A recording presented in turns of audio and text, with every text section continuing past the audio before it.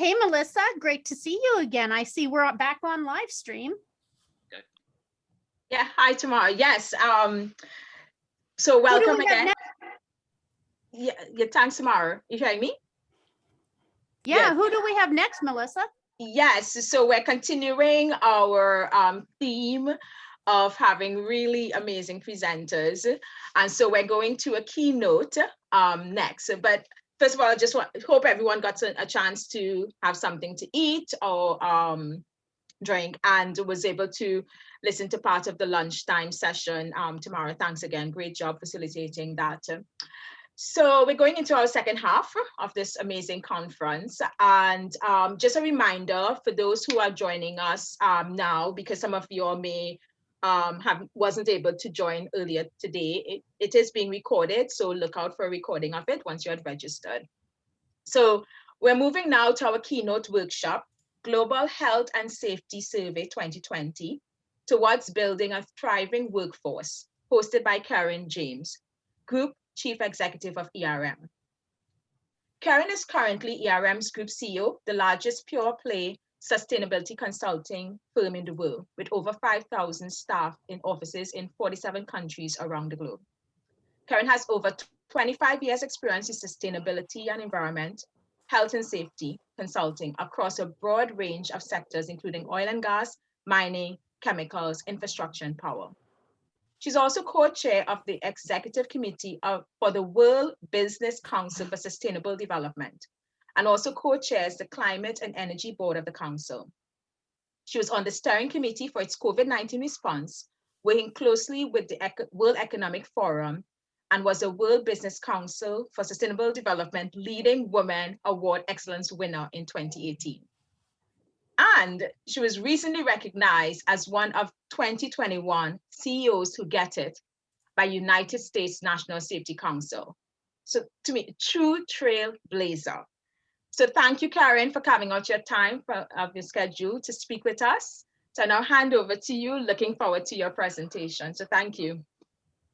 Great, thank you, Melissa. It's always somewhat daunting when somebody introduces you and says that you're going to provide an amazing presentation. So I certainly hope that I can live up to those expectations. So let me just get my PowerPoint started and I will get that going. Okay, excellent. I can see everybody and hopefully everybody can see me. So it's an absolute pleasure and a real honor to have the opportunity to deliver the keynote address for what appears to have been a wonderful discussion so far today. And I think an incredibly important and timely event looking at this intersect of safety or health and safety and also women in recognition of International Women's Day. I'd like to make a special word of thanks to Malk Staves for his work on pulling together this event, and a big shout out also to Kathy Seabrook for her work on the Capitals Coalition and Malk's work on the Capital Coalition as well. It's a real pleasure to be able to collaborate with such incredible people, committed thought leaders in their field of sustainability, ESG and health and safety. I actually had the honor of attending and presenting at the Human Capital Summit at L'Oreal's HQ in April 2019, where I was able to share some of the results of our 2018 health and safety survey with representatives that were there from industry, regulators, corporates, standards bodies, etc., really brought together by their shared interest in human capital management. And of course, I think everybody on this call recognizes that caring for the health, safety, and well-being of people at work is absolutely fundamental to human capital management.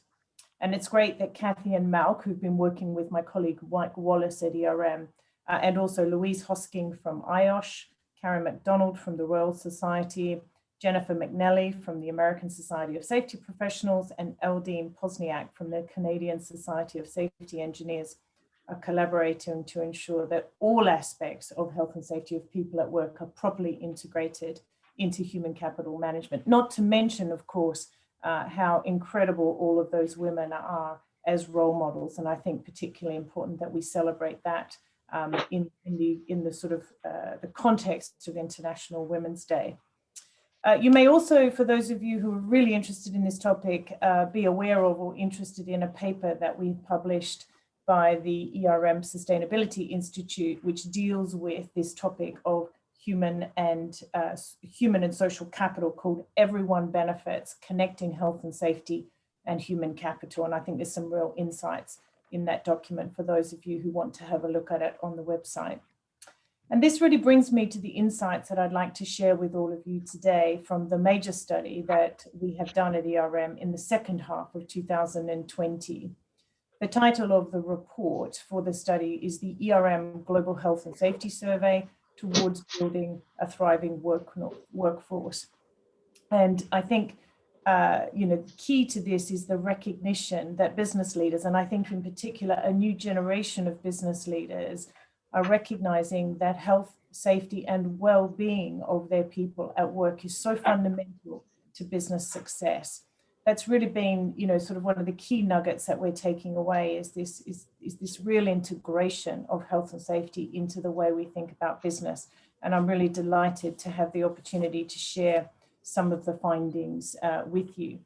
So first of all, just a few facts and figures. So we interviewed 273 health and safety functional leaders from different organizations around the world.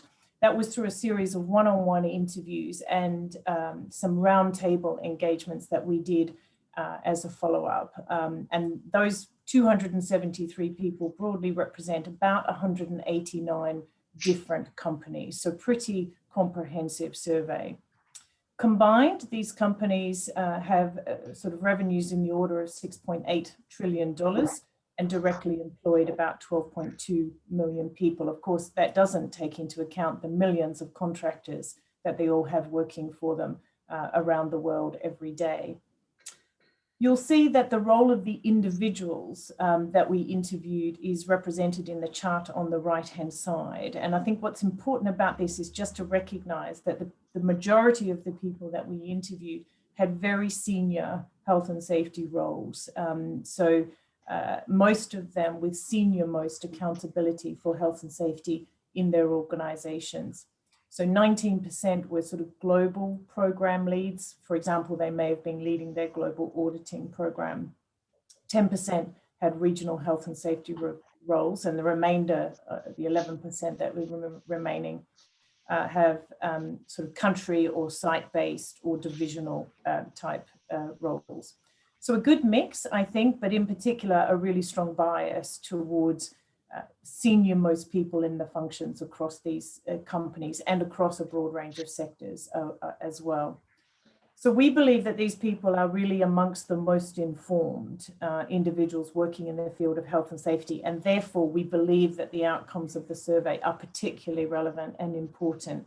And we tried to synthesize the collective insights from these 273 people on a range of topics that we think are of particular interest today.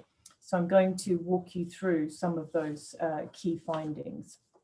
So the first one is around expectations and the fact that stakeholder expectations are very much on the rise.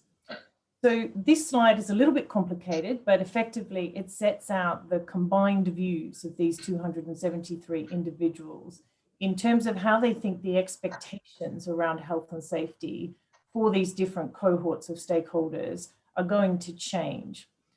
We asked them to score their responses on an 11-point Likert scale, so greatly decreased expectations on the left-hand side, and on the right-hand side, greatly increased expectations.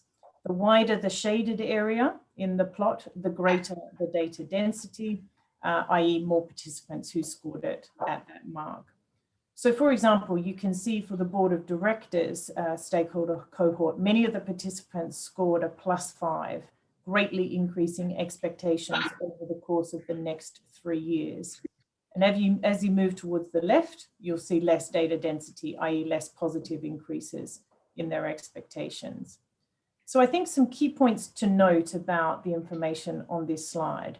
First one is that virtually none of the individuals that we surveyed said that the expectations of any stakeholder group would decline over the next few years. And a very small number, i.e. the area outside of the hatched box, said that the expectations would not change over the next 3 years. Second key point is that 89% are predicting board of director expectations will increase over the next 3 years. And a staggering 91%, the very highest number, believe that employees will expect to see improvements in health and safety on the job.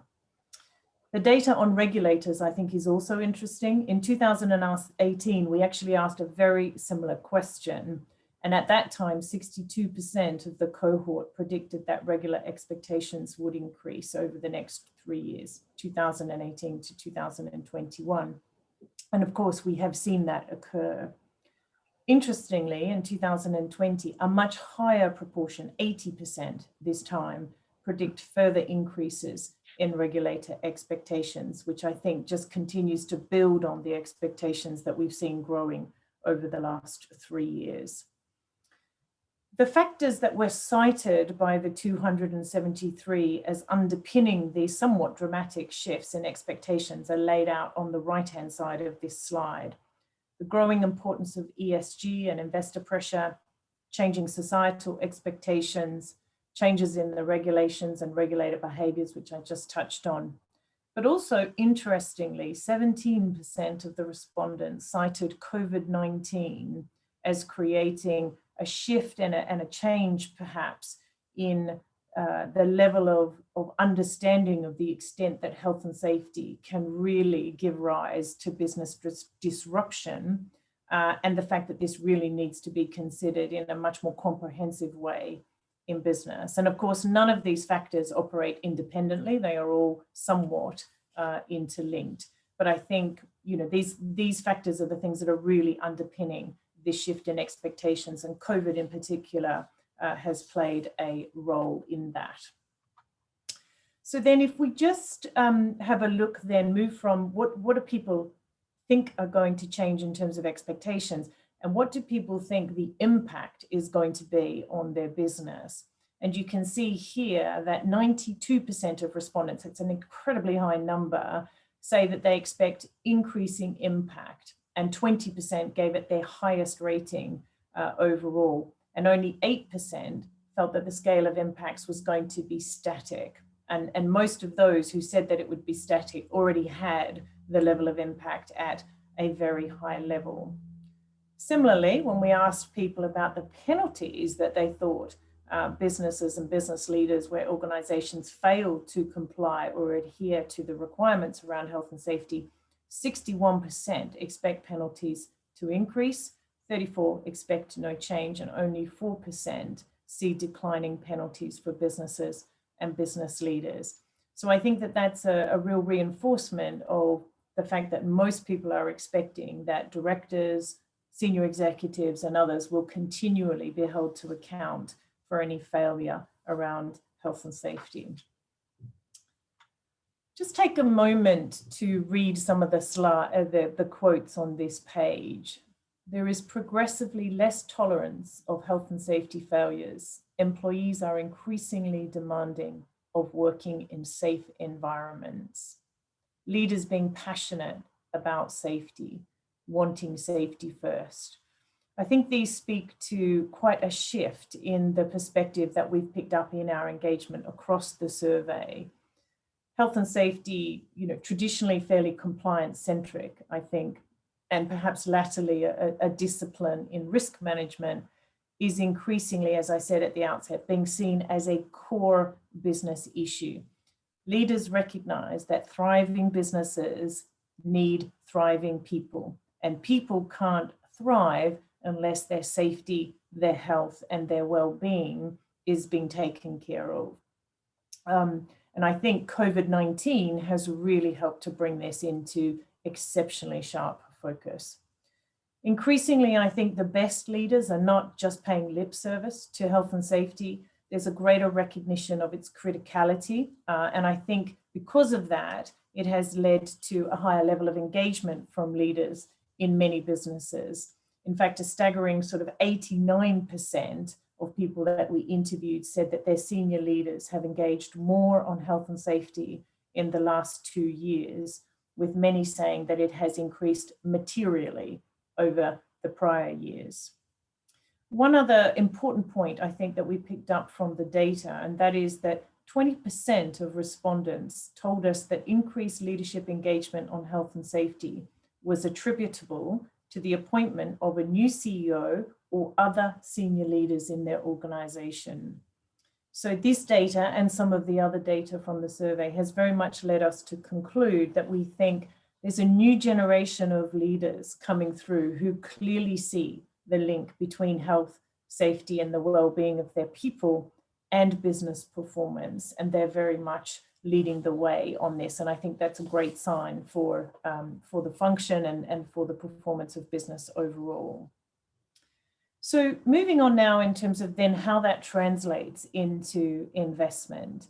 So leaders are definitely engaging more on safety, but they are also all fairly broadly supporting higher levels of investment. And that's always a test to see whether or not the fact that people see it as important translates through to actually capital being deployed in this area. We actually found that the investment in health and safety is outpacing broader measures of investment by companies in the S&P 500, and you can see that on the chart here. So 21% was the average growth in investment between 2018 and 2020, with an anticipated 17% average growth between 2020 and 2023. And over the period 2018 to 2023, that actually represents a 40% compound growth rate. So very significant, and only 5% of the respondents suggested that they were going to reduce their investment in safety over the next 5 years. The pie charts in the middle, I guess, talk more to the increasing focus on aspects like mental health, fitness for work, work-life balance, wellness and well-being. At ERM, we talk about this as total worker safety or total worker well-being. And so you can see that these themes are really starting to come into the dialogue and the debate around health and safety. They were rated amongst the top 3 concerns for health by 65% of respondents, and you can see 41% of respondents said it was amongst their top priorities for investment, and that's actually very significant. What's different about these aspects, I think, is that they all require organizations to address the behaviors of their people in their off hours. So when they're not at work, engaging people around the quality of their diet, the quality of their sleep, recognizing obviously that fatigue is a very important part and significant contributory factor to serious accidents. And then also other aspects of work-life balance and how that might contribute to worker stress. So a real shift, I think, in where traditional health and safety has perhaps focused on activities at the site level or within the boundary or within the fence line, and now companies' accountability sort of stretching, if you like, because it doesn't cease necessarily when people walk outside of the gate. And I think functional leaders are recognizing this, but are increasingly concerned by the tension between the need to focus on these things and the need to address these things, but also the need to respect the boundaries associated with privacy and the difference between what happens at work and what happens at home. So I think it's going to get a little bit more complex, and I suspect that we will hear and see much more about this in the years ahead. We also asked the top 20, the 273 respondents about what were their top 3 insights on health and safety coming out of the global pandemic. And the timing of the survey was ideal in terms of being able to get some real insights around how people have responded to and what they've seen through the pandemic. Really simple question that we asked, but it produced some incredibly valuable insights.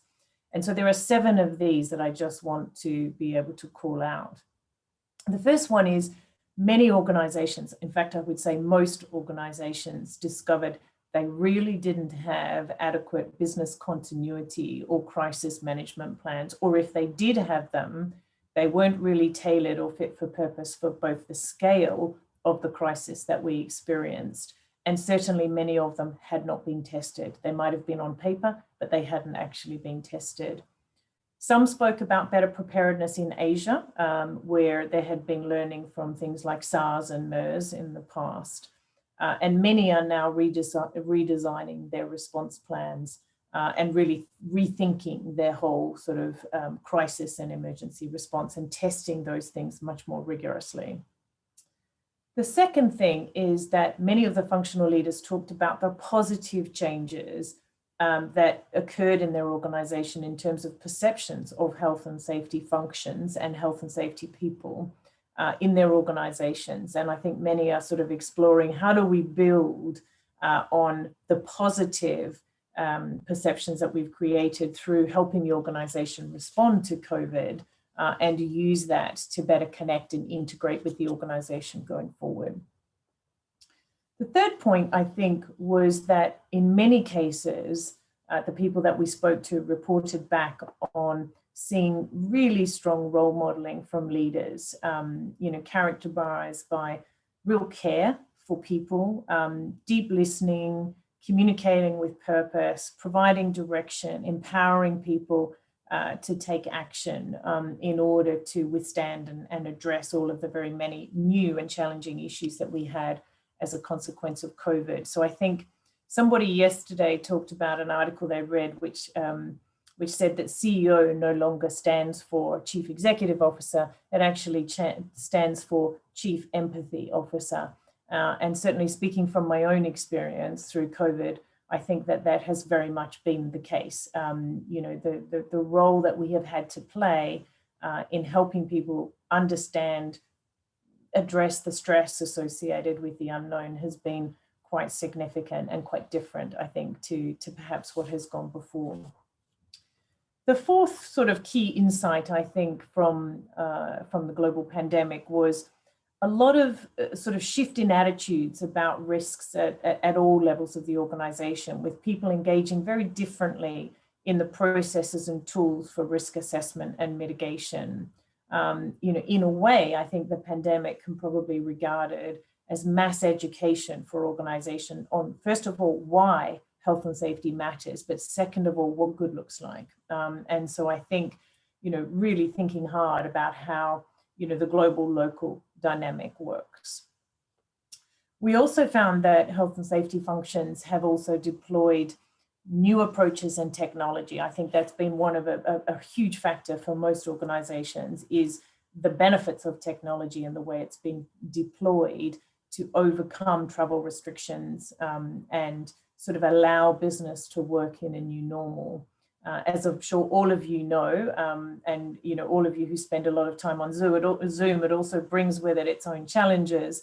But I think these are all new ways of working that we need to adapt to and make sure that we are thinking about from a health and safety point of view.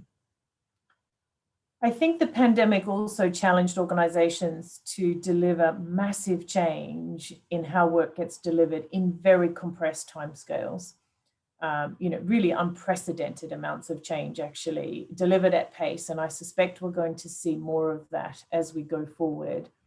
And so I think organizations have learned to deliver change at pace, but of course it gives rise to a lot of different challenges. In particular, I think mental health, where the pace of change, I think, has been a major stressor for some and have caused a lot of organizations, including ERM, to think very hard about mental health.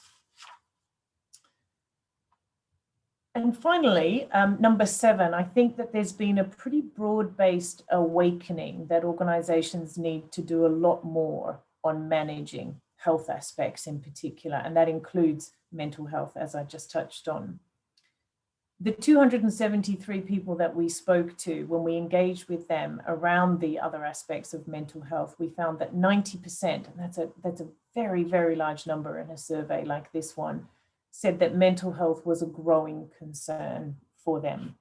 16% of respondents marked it at the very highest level, which is that it was a rapidly growing concern for their organization.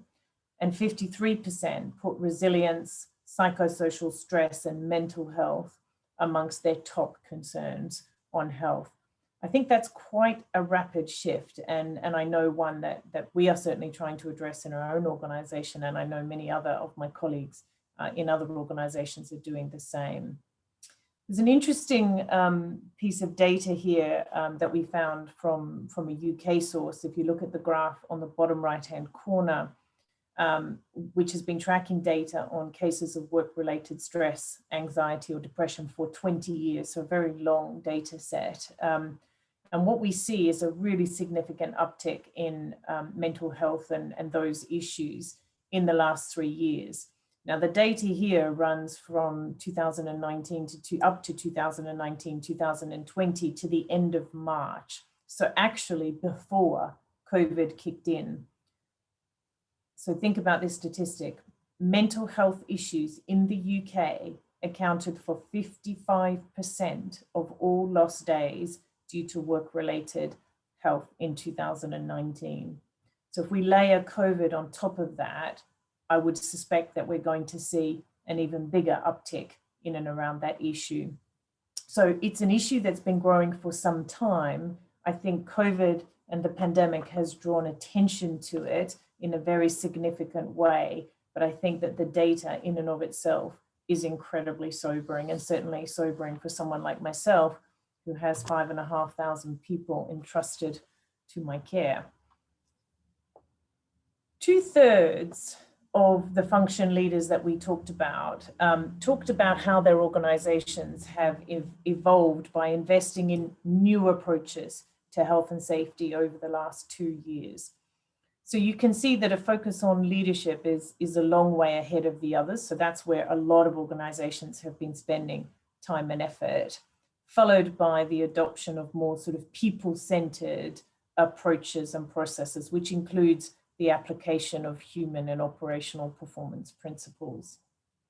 So we identified 9 different evolved approaches, with most of the survey responses adopting 1 or 2 of these, and they're listed down the left-hand side of this slide. We also found that approaches and investments in data and technology are delivering material benefits in terms of improved performance, greater levels of leadership engagement, and other aspects, including higher retention, for example. We obviously believe that all organizations should be adopting these evolved approaches to address new challenges, opportunities, and increased expectations. So you can see here, though, where the levels of focus actually are. We also found that functional leaders are broadly of the view that their health and safety functions are ill-equipped to address the changing stakeholder needs and the new challenges. So I think we've got this real juxtaposition here where, on the one hand, expectations are rising. People are aware of the impact that this is having on their business. They're aware that the context has changed materially. There are these really big concerns, for example, around mental health. But the leaders themselves, the 273 people that we spoke to, said that they really don't feel well equipped to deal with this changing context. In fact, only 4% of them said that their health and safety professionals were fully equipped to address the changing needs of their stakeholders. It's quite a stark sort of disconnect there between what the needs are, what the challenges are, and actually whether or not people are equipped to deal with them. I think there are a number of factors that are challenging health and safety professionals, including the uptake of evolved approaches and technology. Senior leaders who are engaging more on health and safety expect their health and safety teams to be able to provide deep insights, for example, about cultural and behavioral challenges, about process efficacy, performance improvement. And so our health and safety professionals are being challenged in many, many ways.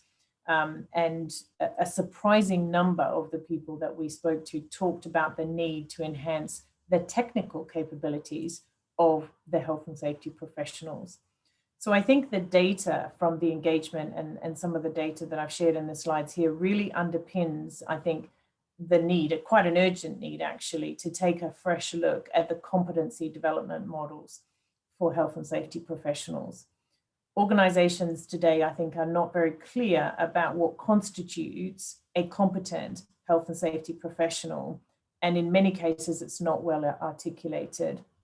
And I think, as I've said, there are gaps and there are new things that are emerging that people need to be able to address, and people don't necessarily have the right competencies or skills to do that. So I think we really need to think about how do we build out our approaches for our health and safety professionals so that they can respond to the rapid changes that are taking place in the field.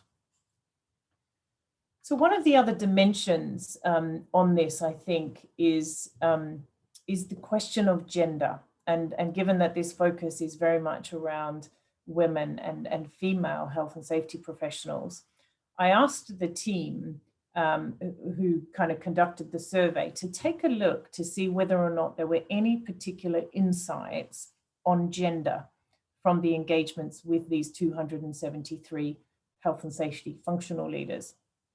There was nothing specific raised on this particular aspect in the survey, which is pretty surprising given that 50% of the questions were seeking open qualitative input. So this just didn't come up in people's responses.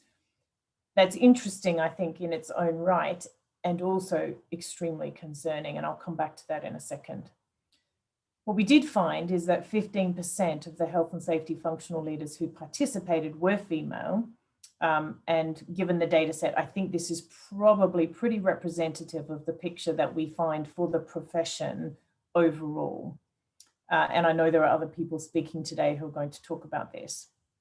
We found very little difference in the gender split across sectors. And there were very sort of no real discernible differences in the responses to the survey when we split them out by gender. So nothing statistically significant in any of the areas that we looked at.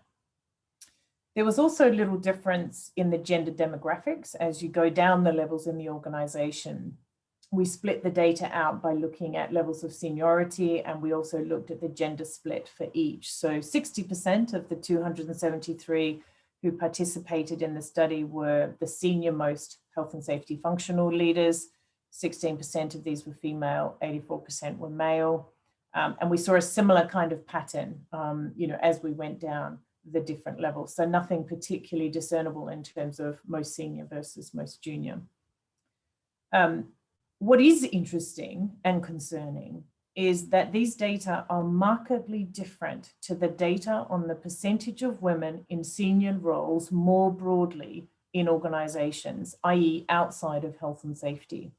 So Grant Thornton has done a study which reports on women in senior positions in business globally since 2004. They reported that the percentage of women in senior roles globally increased from 19% in 2004 to 29% in 2020. 30% of CFOs globally in 2020, for example, were women.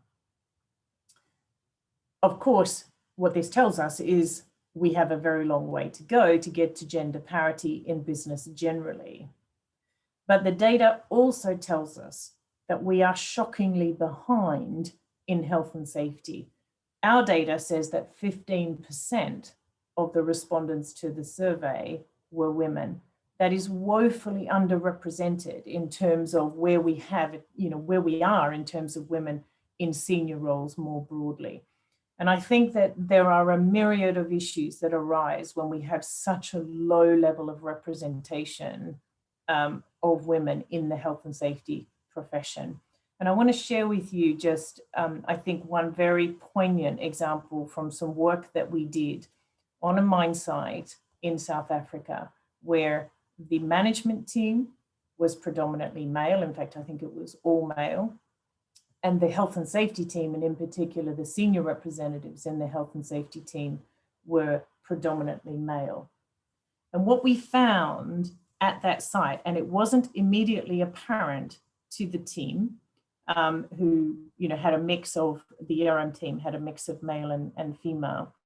But when we started to dig underneath it, what we found was a series of extremely serious gender issues from a health and safety perspective. So some of them were around physical needs, the number of female toilets and the quality of those toilets, particularly at the mine site itself, the condition of those toilets and their safety, the access to sanitary products, the PPE that was provided for the women.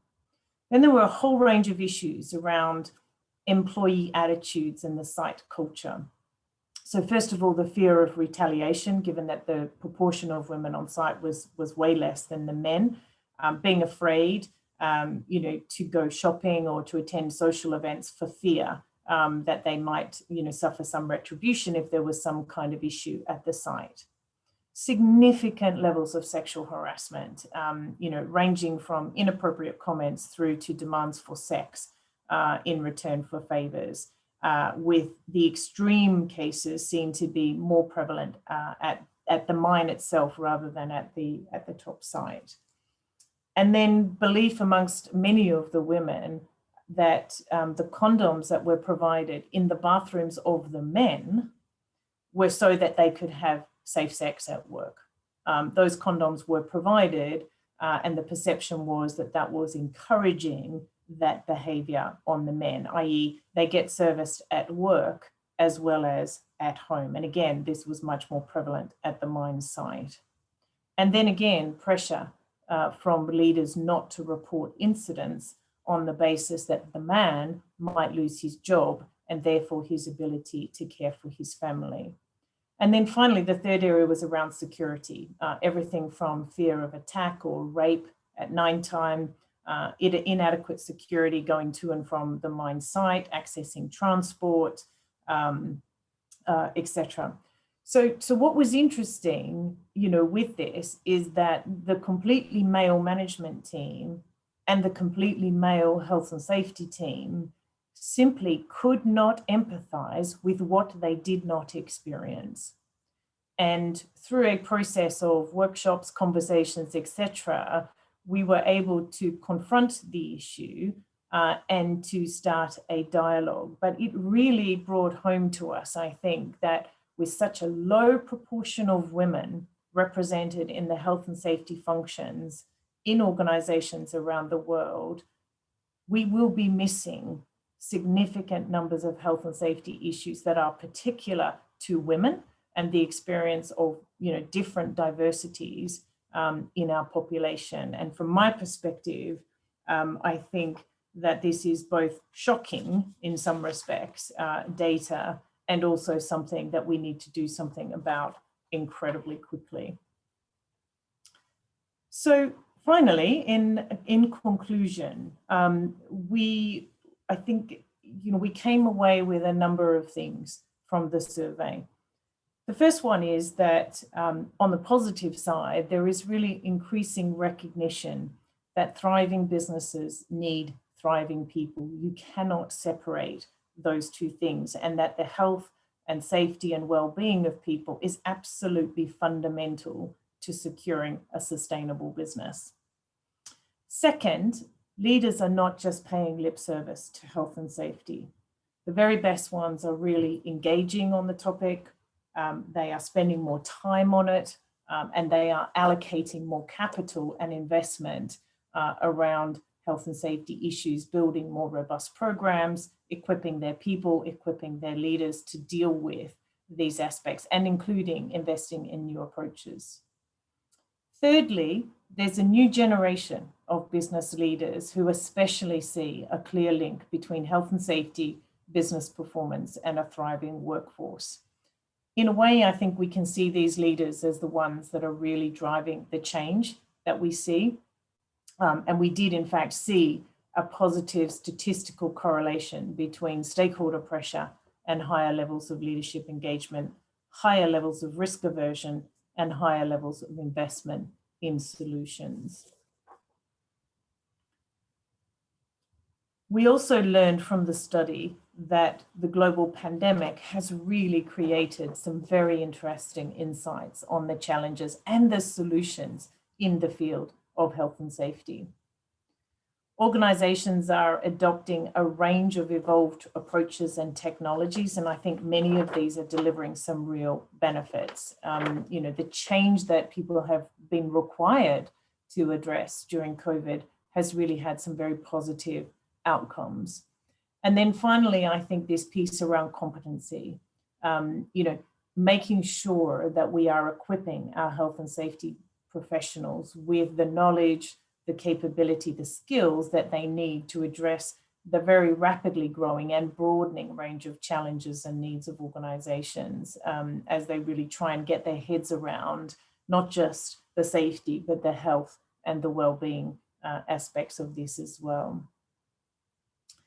And finally, I guess my last sort of comment before we go to some Q&A is, I know that many of you on the call today will probably be able to tell your own, possibly very difficult stories about the implications of gender imbalance at work, and also how it may have impacted your health and safety and well-being.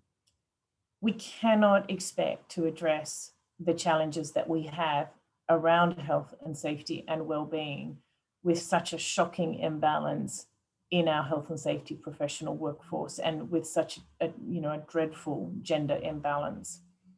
I think this is an incredibly serious problem for business, and I think the data unambiguously calls for a robust set of actions to drive some real change around this. And from my own perspective, it kind of forced me to hold the mirror up to my organization and ask myself, how many health and safety professionals have I got working at ERM, in terms of the functional health and safety people who are women? And are we bringing that perspective?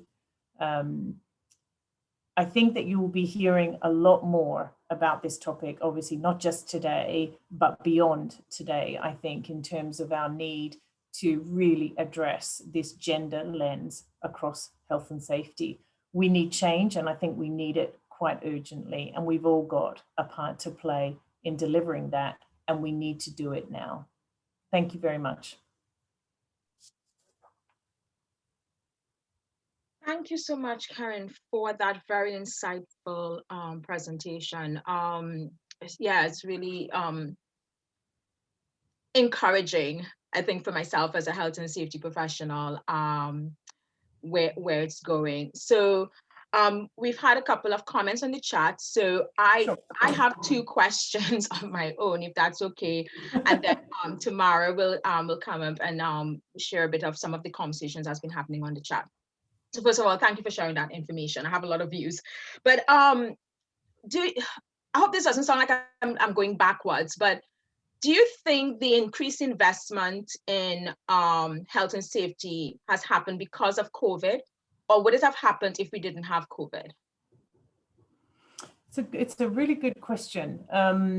I think that unquestionably there has been an increase in health and safety as a function of COVID, no doubt, because I think people have had to do a lot of things very differently. And I think in particular, I think a lot of organizations have had to spend significantly more on equipping their people to work at home, dealing with ergonomics at home, all of those kinds of issues, which just weren't there before because we weren't, having to deal, they weren't necessarily there at the scale that they are today. So I think some of the increased investment, if you like, is definitely because of COVID.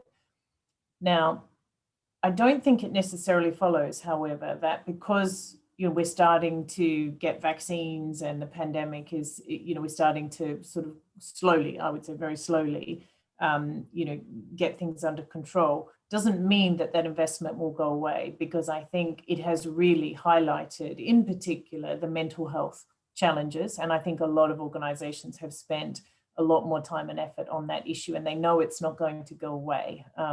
It's really been exacerbated by COVID, but it was there before, the data I showed you around the UK. So I think, yes, it increased because of COVID. I don't necessarily think it follows, though, that investment will decline. I mean, you saw the data, they're all expecting to spend more. No, that's good. Thanks. I think that's positive, because that's one of my personal concerns, because we keep hearing, health and safety has gotten onto the board conversation because of COVID. And I'm like, oh no, well, one, it should have been on the conversation from before, but that's the past. We got to keep it going. So tied into that, and you touched on it in terms of the health and safety professional, in terms of the skills and knowledge of the health and safety professional. So what should we be doing going forward? Is it more around the technical? Is it more around the power skills? Or is it more around getting experience in other parts of the business? Or is it something else? Yeah, look, I have a sort of a somewhat sort of personal view on this. I don't know whether all of my safety, sort of consultants in the ERM would agree. There might be some of them on this call, so maybe they'll put some comments in the chat. But I think that most of our health and safety professionals are actually, very well equipped in terms of risk and risk management, and some of the sort of well-known technical issues around safety, whether it's ergonomics or travel risk management, or sort of site, high hazard activities, working from heights, those kinds of things. I think the areas where people need probably more skills, different skills, is a couple of areas. One is around this whole issue of health and mental health. It's a different set of skills. It's very much about, psychology and so on. And I think a lot of our health and safety professionals come almost from a functional safety point of view, a technical safety point of view. This is quite different. And I think just the awareness of those issues and being able to understand those issues and the sort of the dynamic around that, I think that's one big area. And I think most of our health and safety professionals are not necessarily well equipped to handle that. I think the second is technology. As we flagged in the survey, technology is changing so fast, and there's such an expectation that we will be able to use it for good to either understand data, get better insights, move information around more quickly. But actually, many of our health and safety professionals are not what I would call digital natives. They didn't grow up with data and technology necessarily. And therefore they're not necessarily well equipped to use it. And I think that's a challenge for us, because the technology sort of trend, that's out there is moving very, very quickly. And we will struggle to keep up, I think, unless we're able to equip our professionals. I think the other piece of it for me, and I say this speaking as a CEO, is being able to put health and safety at the center of what's going on in the business. So I talk about it from a human and social capital point of view. And human and social capital, especially in my business, it is key to who we are, and it is key to our success. Therefore, it follows that the health and well-being of those people are important to the success of the business. I think sometimes health and safety professionals are very good at the technical, but they're not so good at being able to put it in the language of business strategy and helping translate it into the overall strategy of the business. And I think being able to make that connection and have those business skills, those strategy skills, those translation skills, I think that is also actually quite important. No, thanks for that. I think the point about technology is so important, because I think we're still sometimes just doing HSC data collection on Excel spreadsheet. Yep. And less about the insights from it. So thanks. This really powerful set of insights. I'll let Tamara come in terms of some of the other topics that's been coming out on the chat. Mm-hmm. Hi, it's a great conversation and lots of rich data there. So thank you for sharing that. It really blew up in the chat when people were seeing that data. So, people would love to get to more information on that. And we did have a question for you. How do you see safety professionals taking this knowledge in the ERM report to their business leaders? Any recommendations? Yeah, no, it's a great question. So I think, as I said, many of the people that we spoke to, the 273 that we spoke to, many of them are already very senior in their organizations. And so we have shared the report back with them. We've shared the detailed data with them, and we're expecting them to then share that with their executive committees or their leadership teams in their different organizations, because I think it's incredibly powerful sort of basis for those people to be able to share with their leaders and say, okay, here's what this means for our function this year, next year, in the next 5-year plan.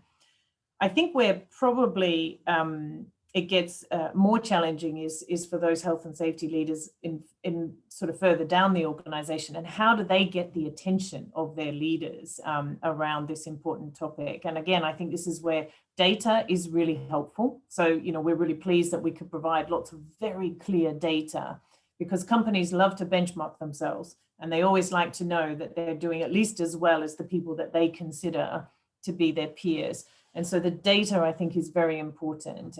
And so kind of using the summary of the data that we've provided, and kind of, you know, making sure that it gets escalated within an organization, and that there's a conversation that is had. But again, putting it in the language of business, putting it in the language that executives understand, I think is incredibly important. And that's what we've really tried to do here, you know, with the summary. So I would just encourage everybody to just share the survey, use the data. By all means, get in contact with the ERM team who were involved if people are looking for support, and I guess, you know, different ways of thinking about how do I get this communicated in my organization. Yeah, I know a lot of people are very interested in learning more about this, digging deeper into the data. Yep. We had a comment from Christine that this is a great point on the total worker health piece. Yep. So Yep. they'd like you to dig into that a little bit more. Mm-hmm. How can health and safety professionals get better in this area, as their employers are expecting them to address these areas as well? Yeah.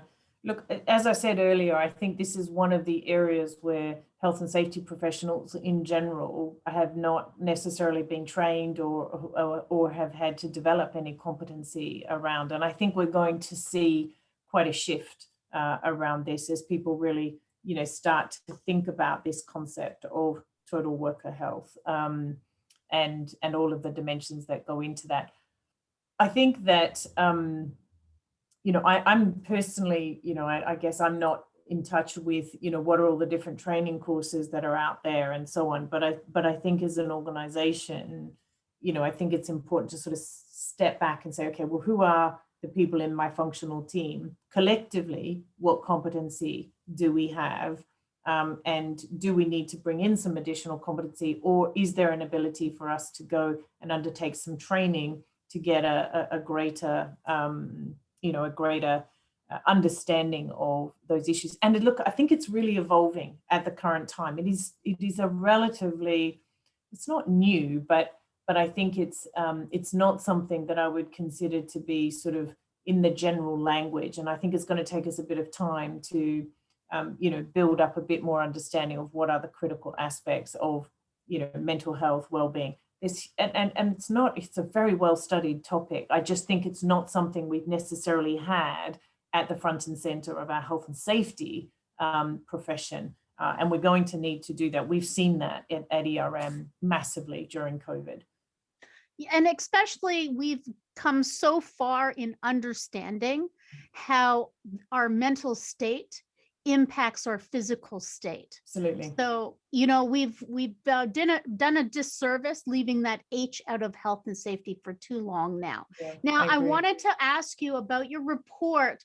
People are asking, how can they get it? So can you Yeah. share the link in here, and I can share it out on the platform for everybody? I can do that. Yep. It's also on our website. So I'm pretty sure it's on our website. I hope I haven't said the wrong thing there. I'm pretty sure it's on our website, so people can get access to it there as well. But I will dig up the link for you and post it in the chat as we go. Okay, great. So Melissa, I just wanted to check in for time. How are we doing? Yeah, I think we can do one more question or comment, yeah, because we're a little over, but we have about 3 minutes. We're over, but we have 3 minutes. Well, Aldine has shared that this has helped with my own cognitive bias as being as in safety a long time. I have seen more women in health and safety in the past and thought that the numbers were better than presented. In a university class that she teaches, she's seeing an 55% average of women in the class compared to men. So here is to being hopeful and more opportunities for those in the future. Yeah, absolutely. I couldn't agree more. And I do think that it's an area that a lot of women are very interested in. And I really hope that those statistics flow through in terms of the numbers of women that we see in these functions going forward, because 15% is not going to get us good health and safety outcomes. So what are the recommendations that we could be doing in order to be finding that next talent and to bring them to the forefront? Look, I think that, from my own perspective, what I've been sort of thinking about from my own organization point of view is, first of all, let's just look at, what we have today. Let's look at who we have in our functions today, and let's set some goals. I'm not suggesting quotas, because I'm not a fan of quotas, but let's set some goals for, how many women we want to have in our health and safety function going forward. Then let's look around into the organization and see what talent that we've got that may aspire to be in those roles. And then it's a question of, how do you provide them with the development, the coaching, the skills that they may need to go into that. One of the risks that we're going to face, of course, is with so few women in these roles, that's probably pretty representative of what's going on. Where are we going to find them? Because if we just pinch them off each other, we're just making the problem worse. So I think going to the universities, looking at where the talent is coming from, and looking to try and build that pool of talent. I think there's a lot of work for organizations like yours and the National Safety Council and so on to do in terms of attracting women to the profession. I think we've got to work with the universities, to make sure that people can see that there are really fun and interesting and valuable careers to be had by having a focus on health and safety. And I think if it broadens into these issues of mental health, I think that will actually be very interesting, for many women. And I think they've got great skill sets, to be able to deploy. So I think you've got to really think about it across the full value chain, from the top and from the bottom. And one person also put into the chat and I've heard this before, I talked to somebody about this on a podcast also, is statistically 95% of men said that they fit a description, where only 20% of the women did. And so my understanding is that if women don't check most of the boxes, they usually won't apply for something. Is there truth to this in your data? Well, I don't know about that. I mean, I don't think that our data is that detailed. I have heard similar statistics, to that effect previously, but I can't really comment on that explicitly. I'd be interested to see the data though that the person is referencing. So, or maybe they could share the report in the chat then. Be very They'll switch reports with each other. That's fun. So yeah, How are we doing on time? Yeah, so now we're at the time where we want to start to switch over. But I just wanted to go back to that last point because, Karen, during lunchtime, we started a conversation about how to make health and safety a profession, a discipline that's of interest to the younger generation. And it ties back to the point. So I think the future is bright, but there's some stuff we have to do. So I think importance of the networks and this coalition is to help drive that. We have to go out there to the schools and not even universities as well. It's like high school and primary school and so on, and get them like, I want to do this. I want to do this as a profession. Yeah. So that's something I know there's an opportunity there. So thank you very much. I'm personally passionate about this because I have an operations and engineering background, and I took the decision a few years ago to get into health and safety more as a dedicated profession, and I just love it. And I think your data is encouraging to show that companies are seeing the value of it. It's good that it's not only due to COVID. That was my background concern. So thank you so much for sharing. It's really, really insightful. And for everything that you've done, amazing portfolio. So thank you. My pleasure. It was a real pleasure to be here. Thank you for inviting me. Yeah, thank you. So good. So we have about 3 minutes to transition over to the next speaker. So I'll hand back over to Elliot, and then we'll come back at the top of the hour. Thanks very much, Tamara, as well.